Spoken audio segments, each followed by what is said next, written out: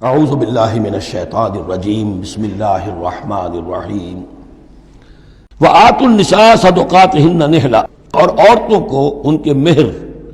خوش دلی کے ساتھ دیا کرو، مجھ کو تاوان سمجھ کے نہ دیا کرو۔ یہ صدقات جو ہے صداق کی جمع ہے، اور صدقے کی جمع ہے صداقات، دال پر زبر ہو تو صدقے کی جمع، اور دال پر پیش ہے صدقات تو یہ صداق کی جمع ہے۔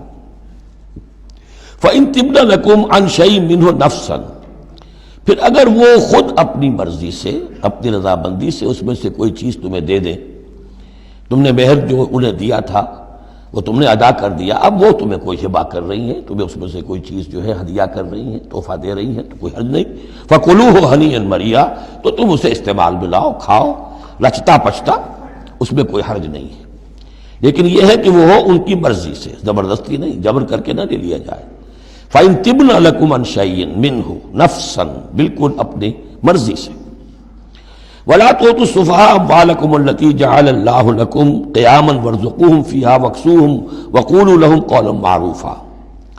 اب ایک معاشرے میں طبقہ ایسا بھی ہوتا ہے سفہاء، بچہ ہے ابھی اس کو سمجھ نہیں ہے، یا آوارہ ہو گیا ہے، باپ مال بہت چھوڑ گیا ہے،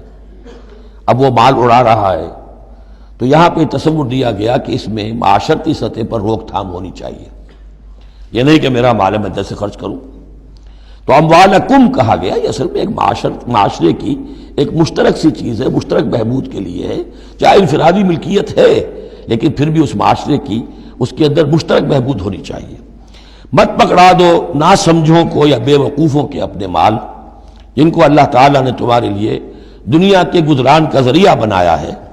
وَارْزُقُوهُمْ فِيهَا، ہاں انہیں رزق دیتے رہو اس میں سے، وَاكْسُوهُمْ کھلاتے رہو پلاتے رہو، وَقُولُوا لَهُمْ قَوْلًا مَّعْرُوفًا، اور ان سے بات کیا کرو البتہ نرم اچھے انداز میں۔ یہ اصول تھا جس کے تحت کہ برٹش انڈیا میں کورٹ آف وارز مقرر ہو جاتے تھے، کہ اگر کوئی بڑا جاگیردار ہے، کوئی نواب ہے، اور وہ فوت ہو گیا، اس کا بیٹا جو ہے آوارہ ہے، اور اس کی جو اندیشہ ہے کہ اسے کوئی اڑا دے گا، ختم کر دے گا، تو کورٹ آف وارز ہو جاتا تھا، حکومت جو ہے وہ اس کا چارج لے لیتی تھی، اس کے لیے سالانہ اس میں سے، اس کی آمدنی میں سے وظیفہ ہوتا تھا، اس میں اپنا خرچ کرے، لیکن یہ ہے کہ باقی چیزیں جمع رہتی تھی تاکہ یہ ان کی آئندہ نسل کے کام آ سکے۔ وَابْتَلُوا الْيَتَامَىٰ حَتَّىٰ إِذَا بَلَغُوا النِّكَاحَ، اور یتیموں کی دیکھ بھال کرتے رہو، جانچ پرکھ کرتے رہو، دیکھتے رہو کہ ان کے اندر کبھی شعور پیدا ہو گیا یا نہیں۔ فَإِنْ آنَسْتُم مِّنْهُمْ رُشْدًا، تو جب تم دیکھو ان میں کہ اب یہ باشعور ہو گئے ہیں، سمجھدار ہو گئے ہیں، فَادْفَعُوا إِلَيْهِمْ أَمْوَالَهُمْ، تو ان کے اموال ان کے حوالے کر دو۔ وَلَا تَأْكُلُوهَا إِسْرَافًا وَبِدَارًا أَن يَكْبَرُوا، اور دیکھو اس مال کو کھانے کی کوشش نہ کرو، ہڑپ نہ کرو جلدی سے، کہ ایسا نہ ہو کہ بچے جوان ہو جائیں تو یہ مال تو دے ہی دینا ہے میں نے، تو اس سے پہلے جتنا بھی اس کو میں کھا جاؤں کھا لوں۔ وَمَنْ كَانَ غَنِيًّا فَلْيَسْتَعْفِفْ، اگر کوئی جو ولی ہے یتیم کا وہ غنی ہے، اللہ نے اسے خود دے رکھا ہے، کشائش ہے اس کے پاس، تو پھر اسے یتیم کے مال میں سے کچھ بھی لینے کا حق نہیں ہے، پھر اسے یتیم کے مال سے بچتے رہنا چاہیے۔ وَمَنْ كَانَ فَقِيرًا، اور اگر کوئی خود تنگ دست ہے، محتاج ہے، اب ظاہر بات ہے وہ یتیم کی کوئی نگہداشت بھی کر رہا ہے، اس کا کچھ وقت بھی اس پہ صرف ہو رہا ہے، تو فَلْيَأْكُلْ بِالْمَعْرُوفِ، تو معروف طریقے سے، بھلے انداز میں، جو کہ معقول انداز ہو، اس میں سے اگر وہ یتیم کے مال میں سے کچھ کھا بھی لے تو کوئی حرج نہیں ہے۔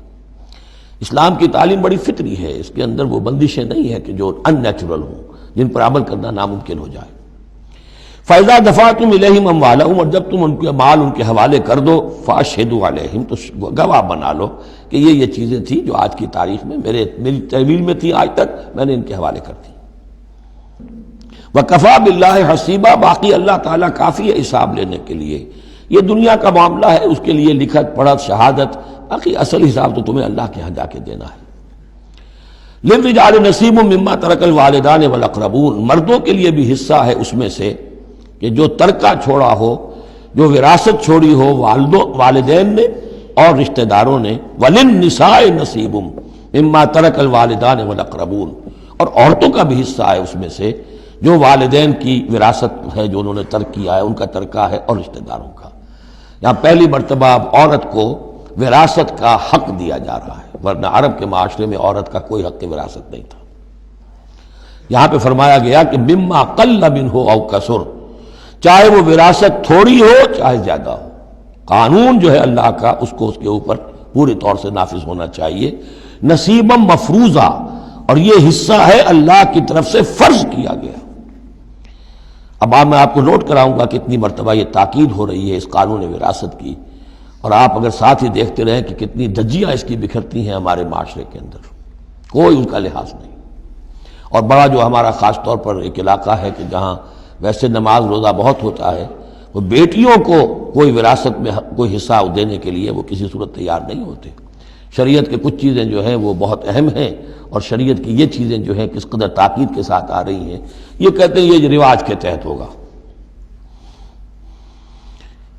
وَإِذَا حَضَرَ الْقِسْمَةَ أُولُو الْقُرْبَى، اور جب وراثت کی ترکے کی تقسیم ہو رہی ہو تو اب اگر وہاں کچھ قرابت دار بھی آ جائیں، والیتامى، یتیم بھی آ جائیں،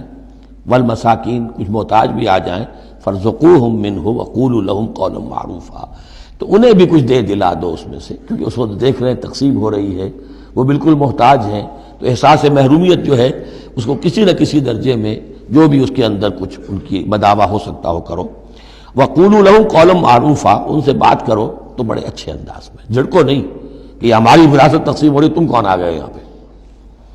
وَلْيَخْشَ الَّذِينَ لَوْ تَرَكُوا مِنْ خَلْفِهِمْ، ڈرتے رہنا چاہیے ان لوگوں کو کہ اگر انہوں نے بھی چھوڑے ہوتے اپنے پیچھے ذُرِّيَّةً ضِعَافًا، چھوٹے بچے، اپنی نسل چھوڑ کر اگر وہ گئے ہوتے اور یتیم بچے ہوتے ان کے، خافوا علیہم، تو کیسے کیسے اندیشے ہونے ہوتے اپنے ان بچوں کے بارے میں، فلیتقوا اللہ، تو انہیں چاہیے کہ اللہ کا تقوی اختیار کریں کہ یہ یتیم جو اس وقت آ گئے یہ بھی کسی کے بچے ہیں، کوئی ان کا بھی باپ تھا، ان کے سر پر ہاتھ رکھو۔ وَلْيَقُولُوا قَوْلًا سَدِيدًا، اور بڑی صاف اور ستھری اور صحیح اور حق پر مبنی بات کرو۔ ان الذین یاکلون اموال الیتامی ظلما، یقیناً وہ لوگ کہ جو یتیموں کا مال ہڑپ کرتے ہیں ناحق، انما یاکلون فی بطونہم نارا، وہ اپنے پیٹوں میں بھر رہے ہیں آگ، وسیصلون سعیرا، اندر کی آگ تو اپنے پیٹوں میں ڈال رہے ہیں اور سموچے وہ خود آگ میں ڈال دیے جائیں گے۔ تو گویا کہ ایک آگ ان کے اندر ہوگی اور ایک جہنم کی آگ ان کے باہر ہوگی۔ صدق اللہ العظیم۔